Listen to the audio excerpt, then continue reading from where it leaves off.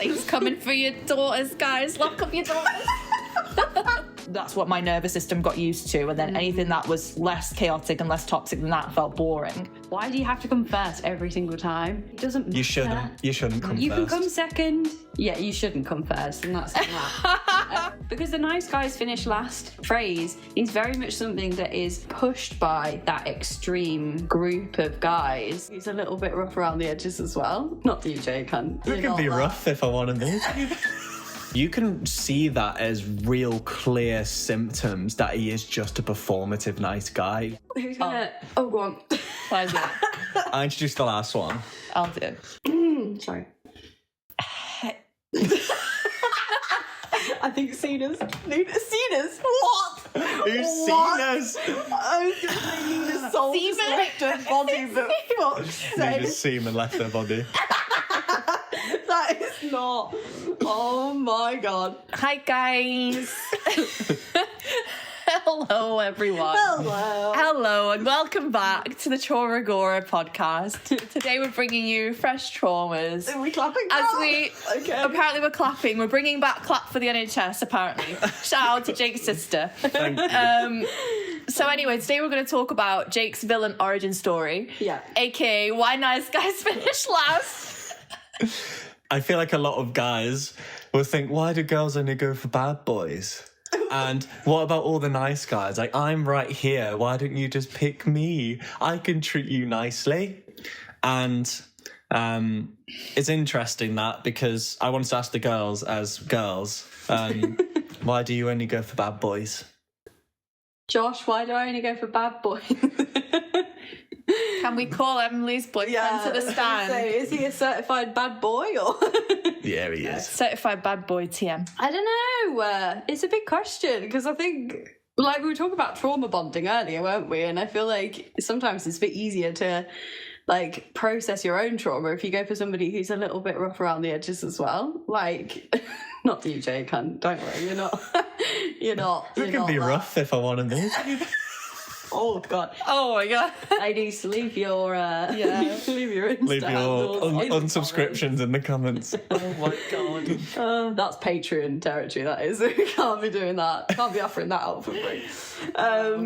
Yeah, Nina, help me out. Well, I thought it was a lot of that idea of wanting to be the one to change a guy.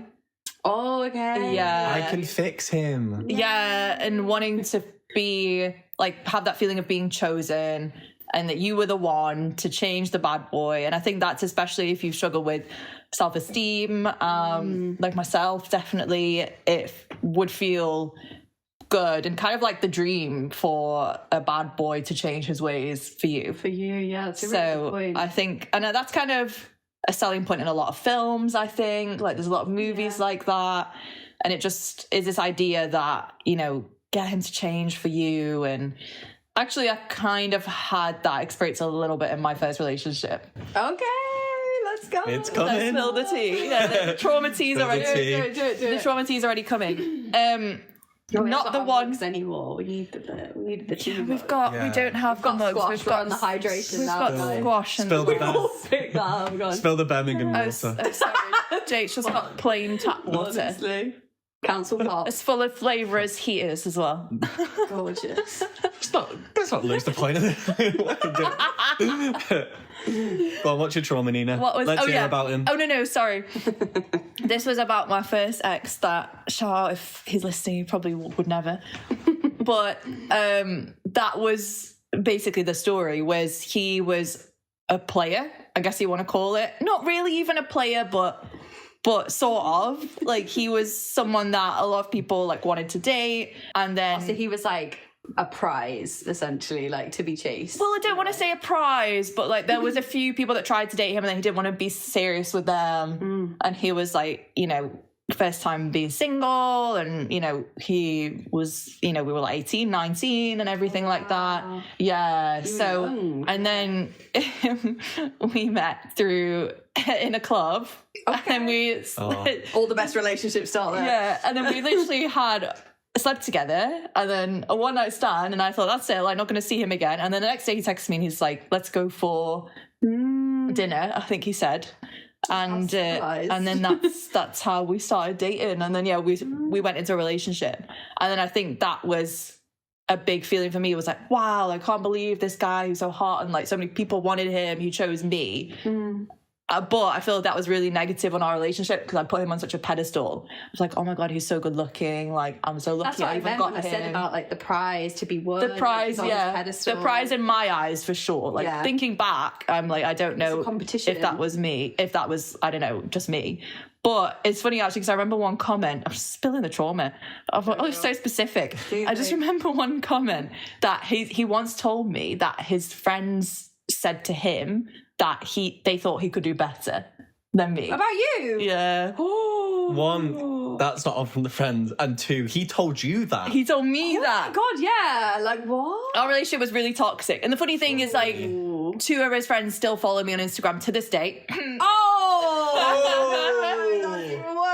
So he's the one that got away. Not sure how true that was, but anyways, but at this moment I believed it, and I was like, a decade of holding on to something as well. That's I was crazy. like, what the hell? One comment. Yeah, it takes one comment. But at that time, it was really, like I said, I was one that struggled with self-esteem. It was really like knocked me down. I already had this view of him in the relationship that he was a prize, he was better than me, he was from a really good family, if that counts, really well off, that kind of thing. You know, you spoke about your family, like, and your family values. I think, there is definitely something about seeking out a partner that also comes from a good family by the standards of your own, if that makes sense. Like, I think there is, I mean, it doesn't make up for much in my department. I don't really care where you come from as long as you're a good person.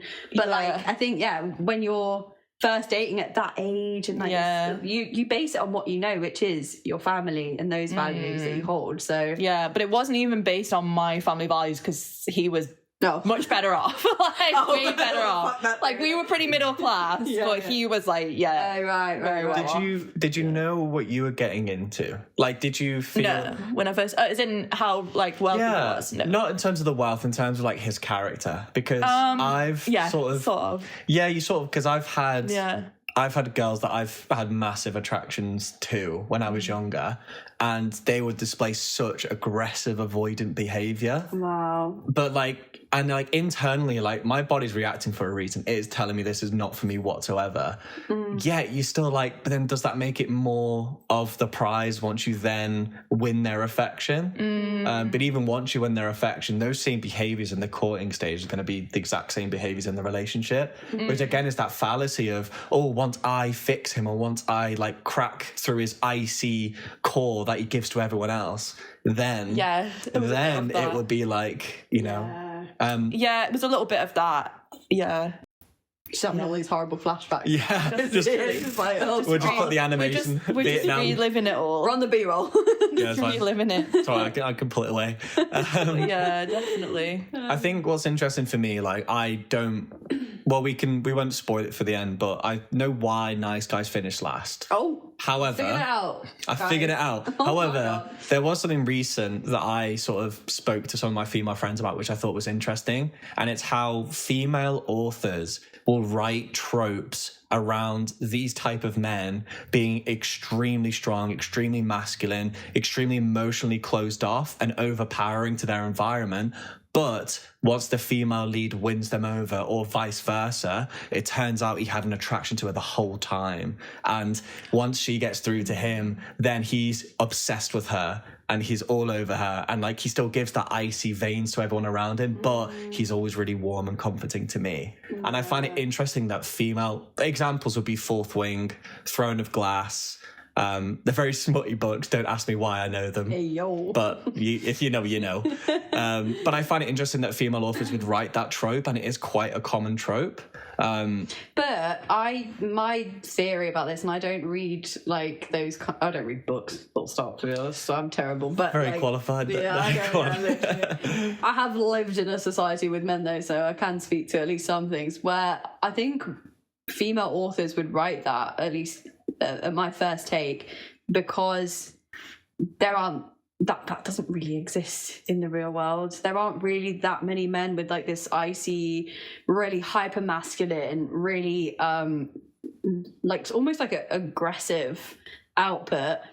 that do have that soft, squishy side inside them that women can access eventually. I don't think there are that many women out there that have managed to tame the beast and find a guy like that. You know, there's no, I don't think anyway, from what I understand, there's not really like a vast amount of evidence. So yeah, I think it is probably fetishized a little bit, and it is probably pushed as a trope in books that would appeal to women to almost give that sense of hope or feed that particular desire that a lot of women do have, because men do often present, you know, hyper masculine for whatever reasons. They do present themselves as quite like a rough kind of exterior. It would be lovely for women to believe that there is a soft, squishy interior. So I think that's probably why, or like I say, that's my first instinct anyway. I could be totally wrong, but yeah. Nina? Yeah, exactly what you said. It's just a fantasy, isn't it? Yeah, exactly. What is about to spill, Jake? Bloody hell. That makes you feel better. He's living life. No, it doesn't. He's a bad boy, Nina. Watch out. He's living life on the edge. I'm gonna. He's coming for your daughters, guys. Lock up your daughters. Nice. Hide your kids, hide your wife. That's what I mean. I don't know. Maybe related to your personal experiences, because Nina's had a great example there. Do you have any examples? I have many examples of. Oh, what, of nice guys not finishing being last? nice? Of just you not being interested. Like, why aren't you interested in these nice guys? Is it because they're not that exciting? They don't stimulate There is definitely much? I think there's definitely an argument to say They're safe, they're comfortable. Here, aren't we, love?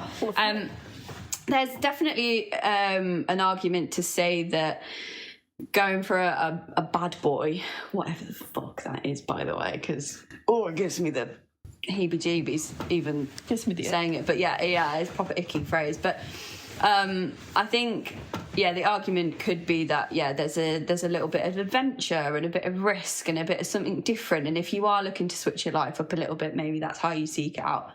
Wonderful. So happy for you if you do that.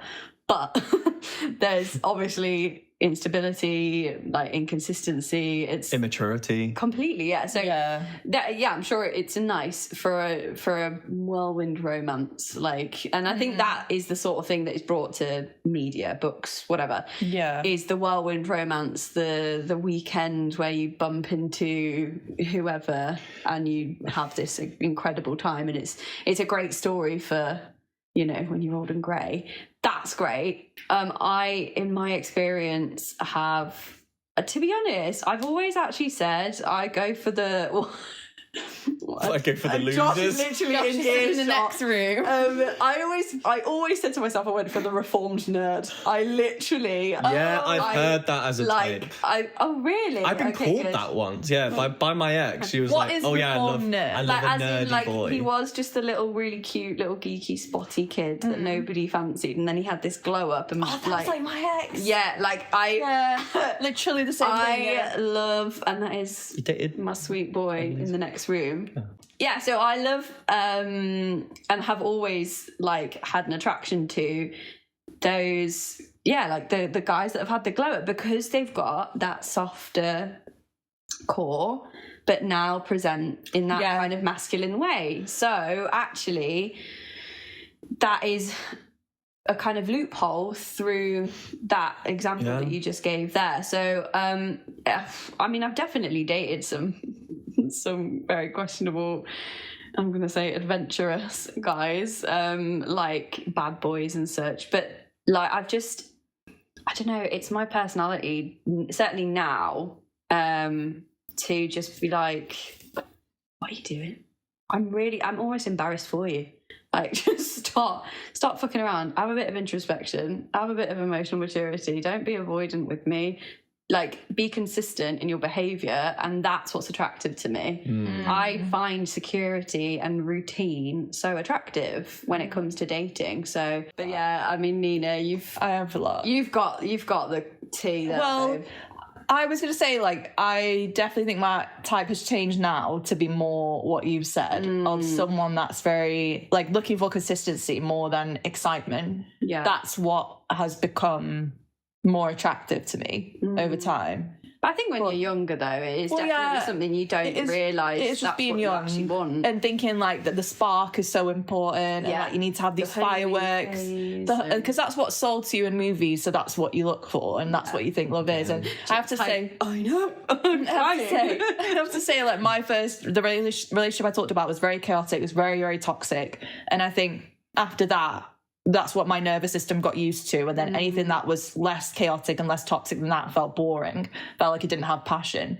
And I had to go to therapy. I had to actively work on my attachment style and like rewire all of that to get to a place now where that is off-putting to me. Yeah. And it was funny, actually, I recently dated a guy with anxious attachment, and shout out if he watches this.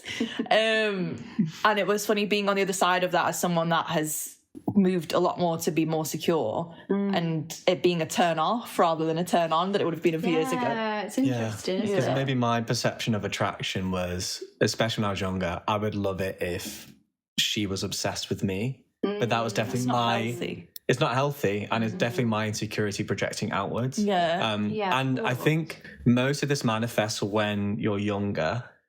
So like when I was like 14, 15, I fancied a girl and we became friends, and I was then going to ask the question. She went, "Oh no, you're too nice." And then maybe that's where that created the misconception of, oh, you can't be nice to them. That was the start of your villain arc. I was going to say, that's Jake's villain origin story. Jesus guys, Christ. before we hit record, it was so funny. We were talking about how Jake's like those reels that you see where it's like the guy's 40 years old and he's blaming his anxious attachment style on the fact a girl rejected him when he was 14. And that is the truth. God love you. Took a while, but I think we're back. We made it. Oh my God, you poor thing. But I do understand that, but I did say that that was the least ingenuous thing. That was literally... Yeah, that was really... That sounds really hard, Jake. Wow. But no, I did say off camera as well, like it's it's all relative as well. When you're 14 and it's the first time you're asking a girl out and it's all big. Yeah, you're asking... Yeah, of course it's traumatizing. Like, you're just like, oh God, this is the first time I've experienced rejection in the real world. Like, that's rough. First of many. Yeah. Oh my God. Can't elaborate. Guys, fuck's sake. You said you've got the answer. Let's talk about. Oh, go on. I need to talk about my trauma because I need to go talk on, about Jake. my trauma. Talk about your traumas. Go on, Jake. We listen. This is a safe space. So we listen and we. Well, I guess I mentioned, like, she said, "Oh, you're too nice." It's traumatizing. Such a horrible thing to say. I think, yeah. No, I know what you mean. Have you ever felt like you were rejected for being the opposite, though? As in, okay, you were told at 14 you're too nice. So what? I'm assuming what you did then was you're a bit more like a tough boy, and you're a bit more like, okay, I'm going to be a bit more brash. Did that ever work for you either? Or do you think that works for guys in general if they come across a bit more? It's tough. Yeah, it never resonated with me. But I tried to do that, and it just felt so far away from who I was that it never worked. No, because I think then they saw through it either way. So it was like, oh, but probably I was being too nice because I thought that would be what she'd like. God forbid. God forbid. I always felt, obviously there's a lot of, I'm sure you guys have it too, like a lot of comparison with other men, and you always look around and it's like, what feature and what personality trait is better than me, and all you do is value yourself up against that.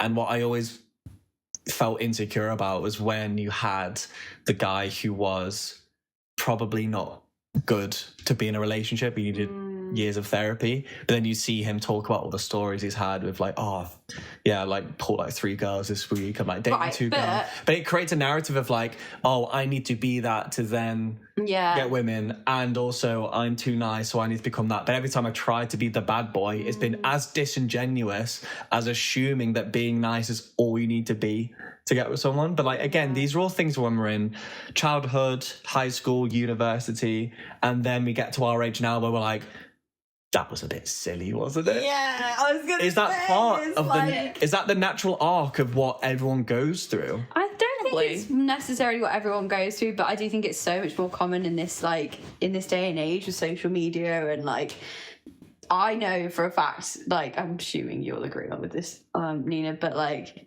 the more kind of macho, you know, like the gym lads with like the really skinny vests that show off their pecs and like all that kind of that is not for me. Like I just cannot understand. You are trying to attract other men with that look. I'm sorry, you're not trying to attract women. There's no way.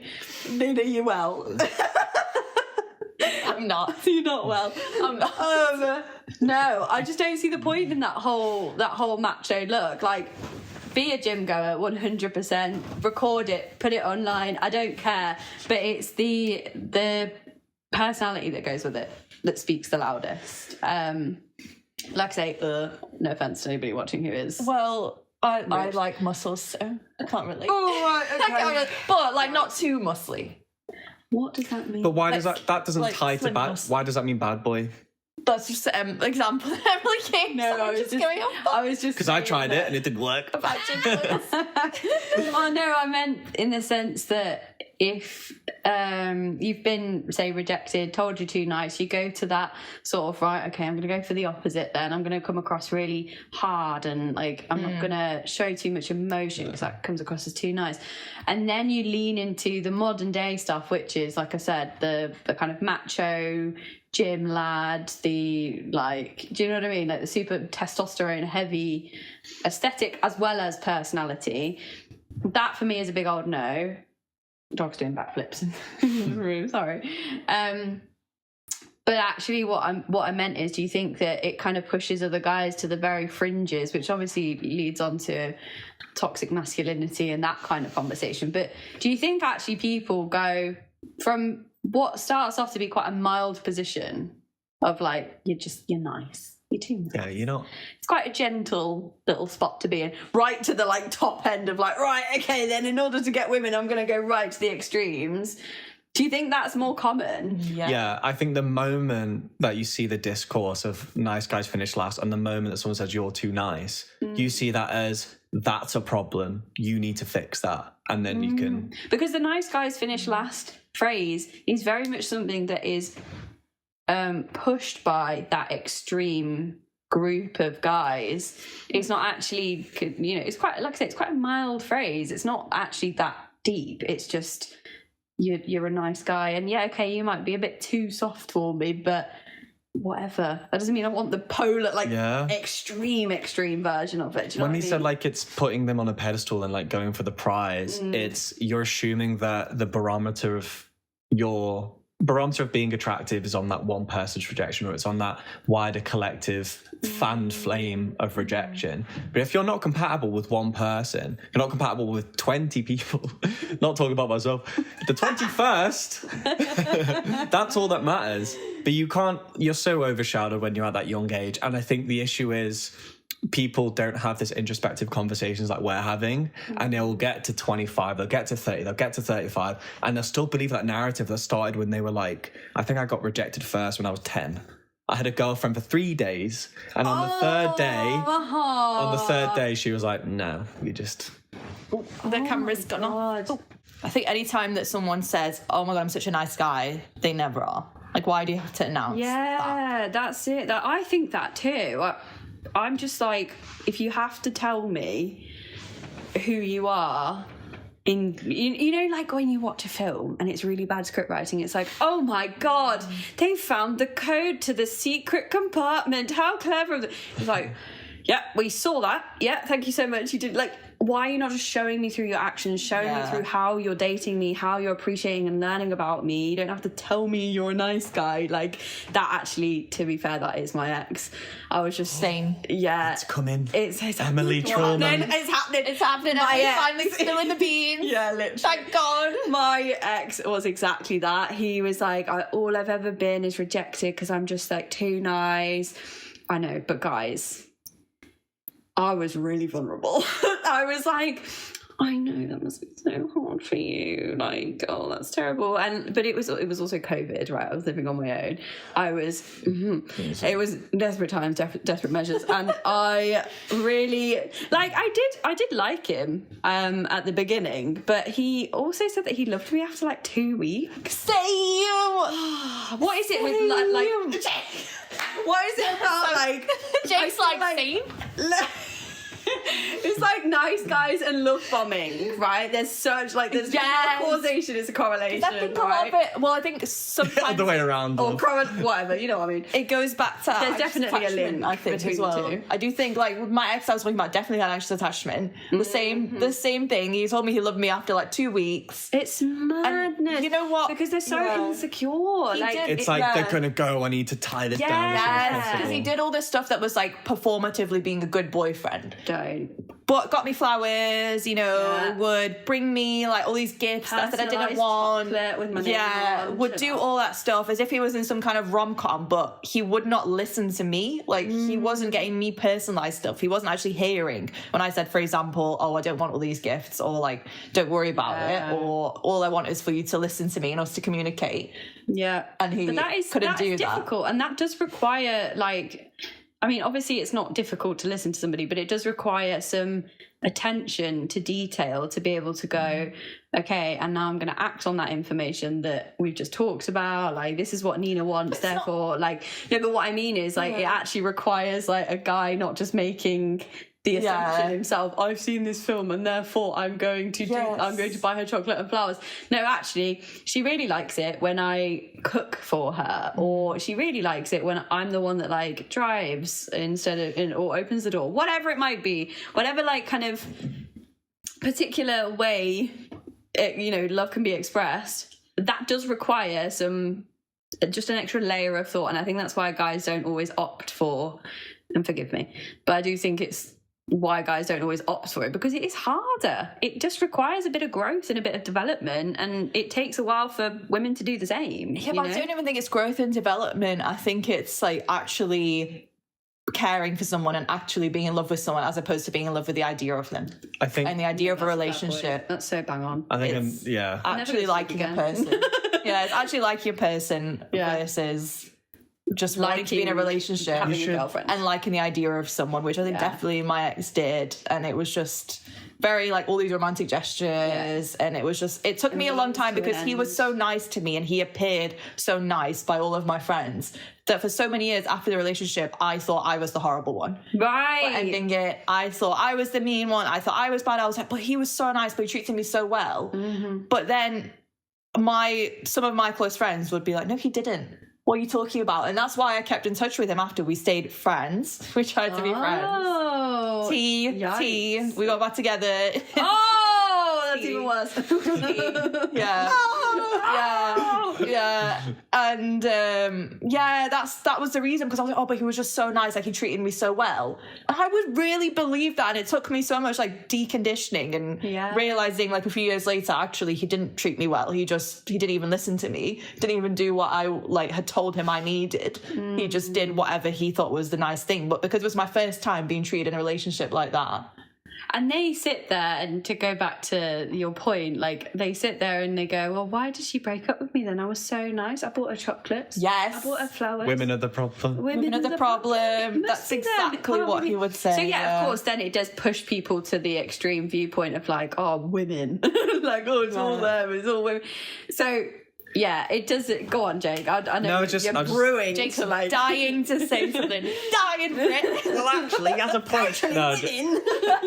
No, I think when you said the love bombing really quickly and doing all these nice acts, but not necessarily what's attuned to what you like, you can see that as real clear symptoms that he is just a performative nice guy who's not actually nice. Because if he was actually nice, he would probably respect your space more. He would let you have more independence. He would listen to one thing, oh, I'm not actually a flower person. Oh, okay, sorry about that.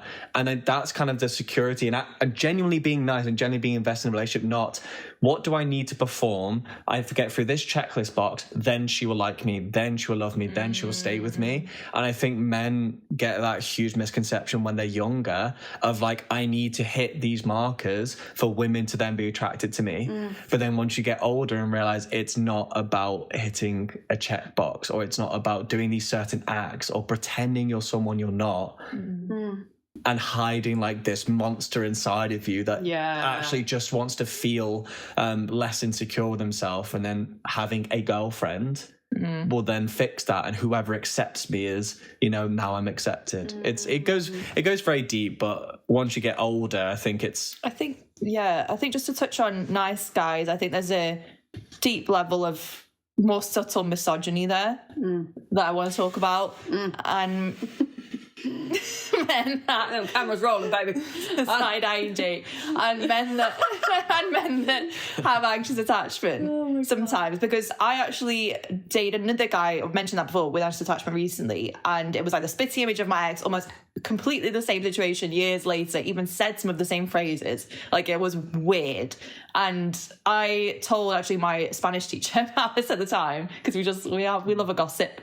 And she's like my age, like it's like very chill that we just talk and have conversations. I love that. But so I told her about it. She was like, be careful with sometimes men that have anxious attachment. They have this level of misogyny because it's about control for them.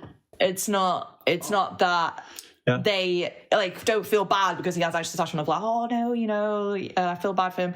Like she said, it's actually all of the time coming from an unhealthy place of like wanting that control over someone. And that's exactly what happened with this guy. That's exactly how my ex was. He, like, from the second date, he was like, delete your dating apps, like delete this. Like, he made me like delete Bumble in front of him after like the second date. And thinking back at the time, I was like, oh, that's great. That's because he like likes me so much. Like, he really wants to be together. Cool. Like, that was so flattering for my self-esteem. And I was like, it's just because he really like cares about me. He's obsessed with me. Yeah. No. And then now I look back and I see how unhealthy that was, because I had it happen again recently, and I was like, oh my God, I'm just not going back to that again. Yeah, it's absolutely about, I think, demanding respect. Because I've been in that position, being the nice guy, and there isn't actually that much. It is like a hidden almost narcissism as well. There's not that much thought for the other person at all. Yeah. It's like, I just want them to like me, but there's no actual like. There is another physical person there who has their own thoughts, feelings, past, future, present self. All you're thinking of is, how do I get them to approve me? And it actually is very shallow and very disconnected from people. So even if you are in those even if you're in those older relationships where men will still try those patterns and they haven't actually realized why they're thinking about those patterns, it could be to put down control or to feel approved. It's just fascinating to me that is unlocked a new way of perspective on it. And also, by the way, like, I've rejected guys in the past and said, hell yeah. I rejected guys in the past on the basis of them being too nice. When I actually sit there and think about what it is I rejected them for, nice didn't even come into it. This is the stupid thing. It's like, we want to let them down gently, and I think misogyny plays into the reason why we want to let them down gently, because we're fucking terrified that they're going to kick off about it, which is absolutely what my ex did. It was the whole, I'm gonna do this. It's like threats and like it layered emotions, and it all just comes pouring out. The insecurity speaks louder in that moment, but that's on the other side of the fence. But the reason I've let guys down in the past and said, you know, something along the lines of, it's because you're too nice, I would never really actually say that. I'm a bit too, like I say, worried about that reaction. But it's always been around things like, you're not very passionate, you're not very engaged, you're not very like, there's no spring in your step, there's no ambition, there's no, like, from what I can understand about you, there's nothing that really motivates me to spend my time with you. So it's not actually anything about them being nice. It's just that there's no, like, thing there that I feel, like, impassioned to, like, follow. And if I want to spend my time with somebody, I want them to be nice.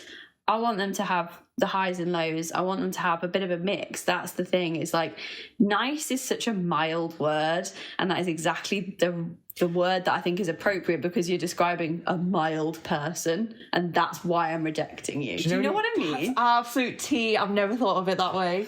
That's actually so true. Because nice is just like, yeah, you know, like, yeah, I'm fine. That's actually so true. Do you know what I mean? Like, it's yeah, nothing to do with being report, nice. nothing to report about you, nothing to like note, and that's what I'm saying. Is like, I'm rejecting guys on the basis of being nice because there's nothing to write home about. But then they'll interpret that as, oh my god, what am I doing? Again, it's in Hollywood I need films. to be nastier, yeah. It's in Hollywood films where like she's engaged to their nice fiance. Yeah, she's just chucking. She's in. Yeah, Jake's in the frame. Yeah. Not in the frame, yeah. Yeah, Oh, sorry. No, you're fine. Just wants to keep a healthy distance from me. We've got this pillow. As it's going We've on. got this pillow barricade between us. Flopped into the corner. Yeah. You're fine. You're fine.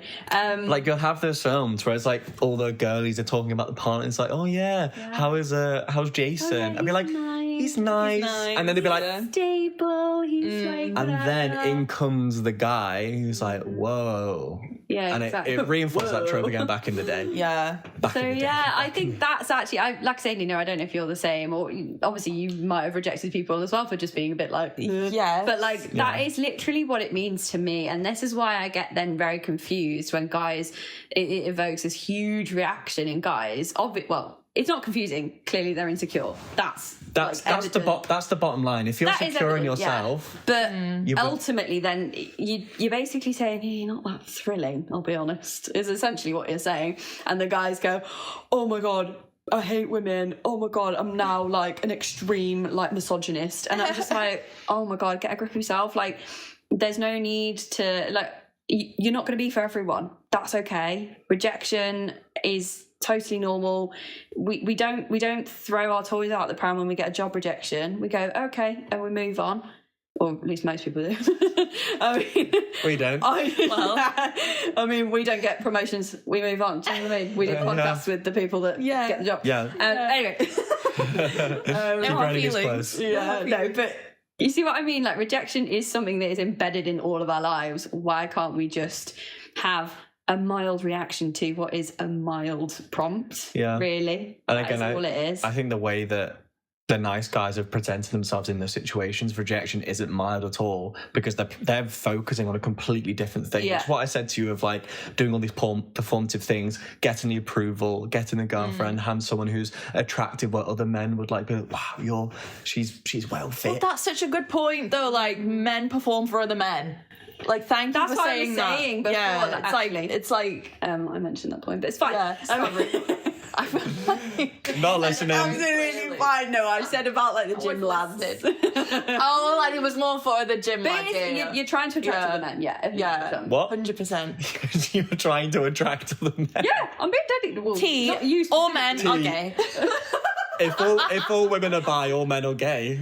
Okay. You heard it here first, guys. Thank you But so much. I think to summarise, I think we've covered I think it's been I've really enjoyed this episode and I've learned a lot about it. I think nice guys finish last because they pretend to be nice in exchange for a woman's approval. Yeah. 100%. And that is the complete wrong equation. Every part of that is disconnected from reality. Yeah. So I think if you're actually secure in yourself, then you won't play that game anyway. And if you see mild rejection as a mild experience, then when you actually have a connection with someone, you don't feel like you need to be performative to earn their approval. You can not be compatible on some things, that's fine. Or you can be rejected and move on. And it's like, that reality seems so like calmly confident. And isn't that, surely that's the thing you should be aspiring to, not how do I get the best girlfriend because then I will be worth something, or then the comparison will be higher. 100%. And if you don't mind me jumping in, out of that phrase, if we were to literally deconstruct that phrase, you're still positioning somewhere. You just happen to be last. That's okay. You still get a girlfriend, you still get a life, you still get a career, whatever. Why do you have to come first every single time? It doesn't matter. You shouldn't come You first. can come second. Yeah, you shouldn't come first, and that's that. I swear. But do you know what I mean? Like, it's like you're still in the race. You're still managed to cross the finish line. It's just not with Megan Fox. Chill out a bit. Like, it's okay. You can have an ordinary life with an ordinary person, and do you know what I mean? Like, that's where I take it as well. I know it's a bit like you want to say kind of. Nina's still in her bad boy. Nina's like, Nina's got some raised to come growth. first every single time. Yeah, Nina's got some growth still, but that's fine. No, definitely No, not. go on. No. What's your rebuttal? Well, I had a. I think you're projecting, Jake, about growth. Sorry. I had a mic drop moment that, for the listeners, for the audience, I think nice guys finish last for unhealthy women. Nice women finish last for unhealthy men. Ooh. That's my take from this episode. Yikes. Wow, just boom, mic drop. That's Really it. interesting. Yeah, that is really interesting. That's what I've realised throughout recording this episode. Yeah. It's all to do with, are you in a healthy place? So bad boys finish first for unhealthy women. Yeah. Bad women finish First for unhealthy men. Yeah. Yeah. Because it does go both ways. We had that conversation before we started recording that men do go for the bad girls a lot as well. And having been the nice one as well. The bad guy. Okay, I'm going to call myself that. Who, me? I have had that Heartbreaker. experience as a woman as well. So I think it's just, in general, unhealed people go for other unhealed people. Yeah. So if you're finding yourself attracted to unhealed people, maybe you're the one. Or maybe you're the problem. You're the problem, guys. As Taylor Swift said. But it's free therapy.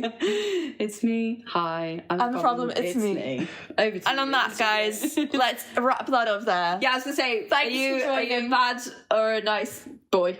This is what You've been a naughty boy or a nice naughty boy. boy. Have you been naughty or nice Are you on this year, Jake? the naughty list or? I've been myself. Oh, fucking hell. How fucking dull is that? Jeez, and that is a nice guy, ladies and gentlemen. Classic.